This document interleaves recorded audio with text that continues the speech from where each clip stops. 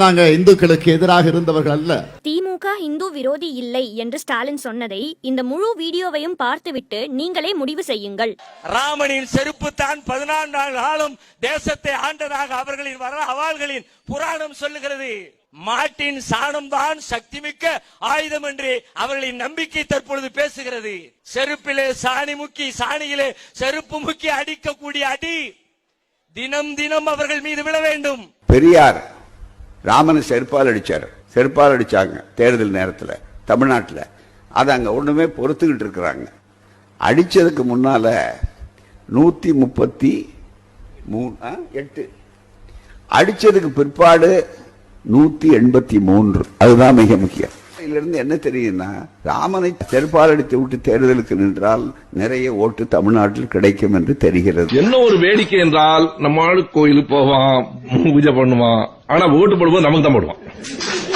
ஐயப்பனே ஆம்பளைக்கும் பிறந்த கடவுள் தாங்கிறான். அதான் சனாதனம். மகாவிஷ்ணுவும் மகா சிவனும் காட்டிலே சேர்ந்து மகாவிஷ்ணு பெண் அவதாரம் எடுத்து 2 பேரும் புணர்ந்து உடனே பிறந்த குழந்தை ஐயப்பன் என்று ஒரு கதை இருக்கிறது. கடவுளுக்கு எதிராக நேரா கடவுள் பஞ்சனப்படக்கூடிய அளவிற்கு இங்க ஒரு உண்டியல் இருக்கா? ஆமா. அதுக்கு எதுக்கு ஸ்ட்ரென்த் வச்சுட்டு ஒரு காவலாளி நிற்கிறான்? 30-38 கோடி தேவர்களை அழைத்து இஷ்டாவதாரத்தை கூப்பிட்டு சில எக்ஸ்ட்ரா அவதாரங்களையும் கூப்பிட்டு அந்த திருமணத்தை நடத்தி வைப்பார். ஆனால் அதனுடைய உள் அர்த்தத்தை கொஞ்சம் நினைச்சு பார்த்தீங்கன்னா நம்முடைய உடம்பெல்லாம் நடுங்கும். அவ்வளவு கேவலமான வகையிலே அந்த மந்திரங்கள் இருக்கு. இப்படி கட்டியிருந்தா கும்பா கட்டியிருந்தா அது மசூதி, உயரமா கட்டியிருந்தா அது தேவாலயம், நிறைய அசிங்கமான பொம்மைகள் எல்லாம் இருந்தால் அது கோவில்.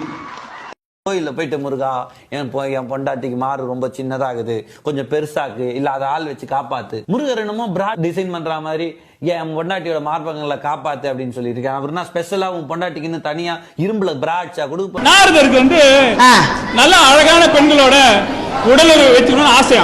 அதுக்கும் அவர் நாராயண வேண்டி போறாரு. சரி, நாராயண கிட்ட வேண்டி போகும்போது நாராயணன் என்ன சொன்னாருன்னா, நாரதா நீ போய் ஃபுல்லா போ, அங்க ஏதாவது அழகான பொண்ணு கிடைக்கும், அந்த அழகான பொண்ணை நீ எடுத்துக்கோன்னு. இன்னும் அருமையான கடவுள்.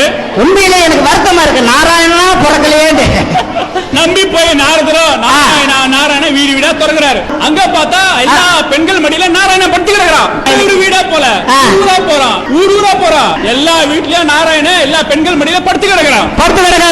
இந்த கொடுமை கேளுங்க. பிள்ளையார் சிலை உடைச்சீங்களா? உடைச்சேன். ராமரை செருப்பால் அடிச்சீங்களா? செருப்பு வந்தது எதுக்கு அதை வேஸ்ட் பண்ணணும்னு அடிச்சோம். மகாபாரதம் முழுக்க முழுக்க விபச்சார ஏடு, அவ்வளவுதான். அதுக்கு போற விபச்சாரத்திலேயே பிறந்து விபச்சாரத்திலேயே வளர்ந்து விபச்சாரத்திலேயே முடிஞ்ச கதை. ராமன், குடிகார ராமன், விபச்சார சீதை. அணில்கள் எல்லாம் மணல்களை திரட்டி கொண்டு போய் உதவி செய்ததனுடைய விளைவாக ராமர் இந்த பாலத்தை கட்டினான். எனவே இந்த அணிலை நன்றி என்று சொல்லி தடவி கொடுத்ததில்தான் அணிலுக்கு 3 கோடி இருக்கிறது என்றெல்லாம் கூட அவர்கள் ஒரு பொய்யை திரும்ப திரும்ப சொல்வார்கள். ராமர் தடவியதால் அணிலுக்கு 3 கோடி இருக்கிறது என்று சொன்னால், சீதைக்கு எங்கேயுமே கோடு இல்லையே, ஒருவேளை அவர் சீதையை தடவவில்லையோ என்கின்ற ஒரு சந்தேகம் இருக்கிறது. இதுக்கு அப்புறமும் இது தொடருமா? ஒட்டுமொத்த இந்து மதத்தை ஒழிக்கிற வரைக்கும் எங்களுடைய போராட்டம். ஆக நாங்க இந்துக்களுக்கு எதிராக இருந்தவர்கள் அல்ல.